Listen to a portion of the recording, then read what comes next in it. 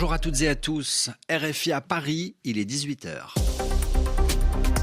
Le journal en français facile. Adrien Delgrange. Ravi de vous retrouver pour une nouvelle édition du journal en français facile. Nous sommes le mardi 28 mai et à la une, la guerre à Gaza. Le Conseil de sécurité de l'ONU se réunit en urgence dans les prochaines minutes suite aux derniers bombardements israéliens à Rafah.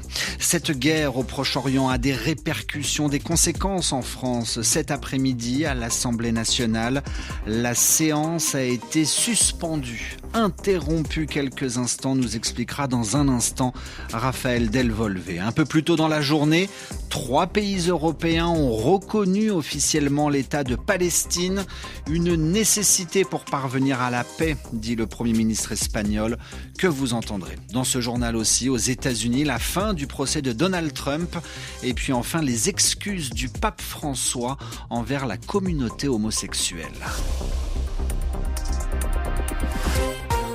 Le jour où 3 pays européens, l'Espagne, l'Irlande et la Norvège reconnaissent formellement l'État de Palestine, en France, les débats à l'Assemblée nationale s'enflamment, les esprits s'échauffent.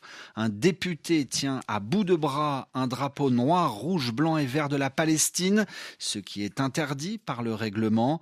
La séance a dû être interrompue. Raphaël Delvolvé, bonjour. Bonjour Adrien. Vous êtes à l'Assemblée nationale, Raphaël. Dites-nous ce qu'il s'est passé. Eh bien, c'était vers 15h30 tout à l'heure, comme tous les mercredis. Vous savez, les députés interrogent le gouvernement sur l'actualité. Et pendant une question sur la situation au Proche-Orient, le député Sébastien Delogu de la France Insoumise s'est levé et a donc, vous l'avez raconté, brandi le drapeau palestinien. Ce geste visait, selon lui, à dénoncer l'offensive israélienne à Gaza, dont la France serait toujours, selon lui, complice.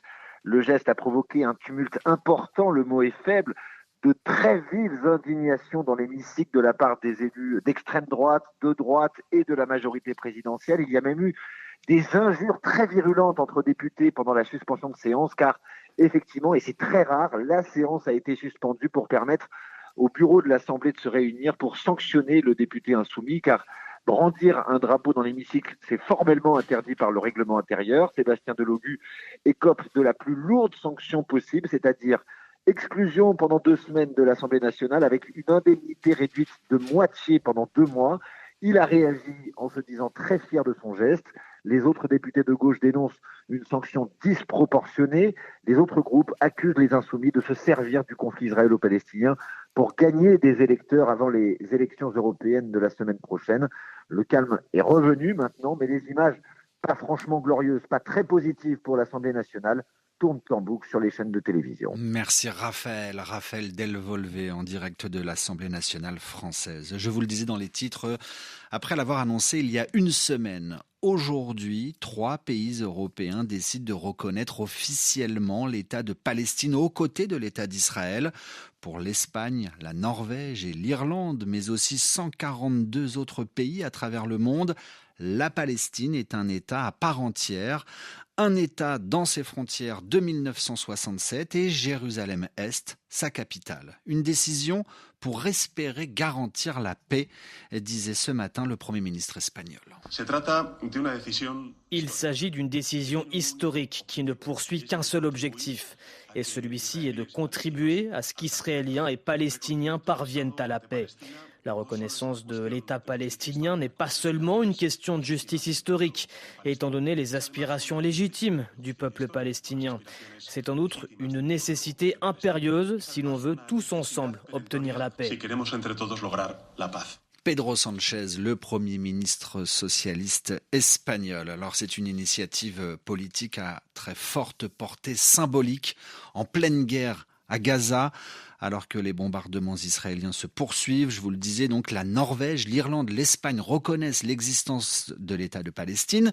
Ces 3 pays, dont 2 appartiennent à l'Union européenne, ils espèrent ainsi entraîner avec eux d'autres pays membres de l'UE. Mais sur cette question très sensible, Daniel Vallot, bonsoir. Bonsoir. Les pays européens sont encore très divisés. Oui, pour l'instant, seuls Malte et la Slovénie ont indiqué leur volonté de suivre cette cet exemple. Au sein de l'Union européenne, la France a déclaré que le sujet n'était pas un tabou, que c'était donc possible, mais que le moment n'était pas encore le bon pour reconnaître l'État palestinien. Autre poids lourd de l'Union européenne, l'Allemagne reste alignée sur la position américaine qui consiste à refuser la reconnaissance de l'État palestinien tant qu'il n'y aura pas, avant cela, des négociations de paix entre Israël et les Palestiniens. L'Europe est donc divisée sur cette question, même si, avec l'Espagne et l'Irlande, on dénombre désormais 10 pays de l'Union reconnaissant la Palestine. Outre la Suède, qui avait franchi le pas en 2014, il s'agit de Chypre et des anciens pays du bloc de l'Est qui, eux, avaient reconnu la Palestine à la fin des années 80. L'UE est divisée, elle est de ce fait désarmée, inaudible sur le dossier du Proche-Orient. Elle apparaît en outre isolée car il y a de plus en plus de pays qui reconnaissent désormais l'État palestinien, plus des 3/4 des États membres des Nations Unies. Merci beaucoup Daniel Vallot pour toutes ces précisions dans le journal en français facile. RFI à Paris, il est 18h06. Le journal en français facile. La guerre en Ukraine, dans ce journal en français facile, la guerre également des mots.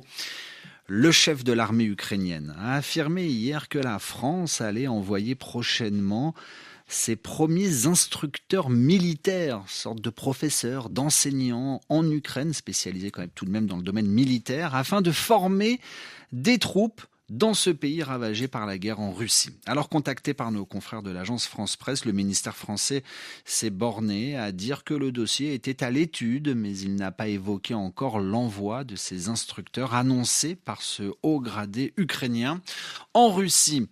La propagande, elle, parle de mercenaires. Un mercenaire, c'est un soldat qui ne fait pas partie de l'armée officielle d'un pays et qui a été recruté pour faire la guerre. En Russie, Vladimir Poutine n'a pas manqué, évidemment, de le faire remarquer. Y a-t-il ou pourrait-il y avoir des mercenaires en Ukraine ? Il n'y a rien de nouveau ici. Nous savons qu'ils sont là-bas depuis déjà longtemps. Sur les communications que nous captons, on entend parler l'anglais, le français, le polonais. Nous savons bien qu'ils sont là, ces soi-disant mercenaires. Mais sous l'apparence de mercenaires, il y a aussi des spécialistes là-bas. Qui contrôle et guide les armes de précision à longue portée ? Bien sûr, ce sont des instructeurs, déguisés en mercenaires, c'est tout. Ils sont là et ils subissent des pertes. Peut-être que de tels propos sont d'ailleurs dus au fait qu'il est plus difficile de cacher ces pertes. Qu'il est peut-être temps d'assumer qu'ils sont officiellement présents. Le président russe Vladimir Poutine aujourd'hui. L'actualité aux États-Unis, c'est un jour dangereux pour l'Amérique, crie Donald Trump dans les couloirs du tribunal de New York, juste avant de s'engouffrer, d'entrer dans la salle d'audience pour assister aujourd'hui à la fin de son procès au sujet d'un scandale sexuel. L'ancien président américain, en campagne électorale pour espérer revenir à la Maison-Blanche, a critiqué à nouveau un procès qui n'aurait pas dû avoir lieu. Le pape François s'excuse. Le représentant des catholiques dans le monde a présenté ses excuses après l'utilisation d'un mot considéré en italien comme une insulte envers les gays, les homosexuels. Selon un communiqué diffusé aujourd'hui par le Vatican, le pape n'a jamais eu l'intention d'offenser ou de s'exprimer avec des propos homophobes. Ces paroles avaient été prononcées il y a une semaine au cours d'une rencontre avec des évêques italiens. L'actualité toujours en France à présent et en Nouvelle-Calédonie. La Nouvelle-Calédonie qui poursuit son fragile retour à la normale après 2 semaines d'émeutes, de violences et de vives tensions dans un climat quasi de guerre civile. Alors l'état d'urgence a maintenant été levé, mais le couvre-feu est maintenu dans ce territoire français du Pacifique Sud. Autrement dit, la nuit, les Néo-Calédoniens n'ont pas le droit de sortir de chez eux. Signe d'un timide retour à la normale, les taxis de Nouméa ont repris du service aujourd'hui.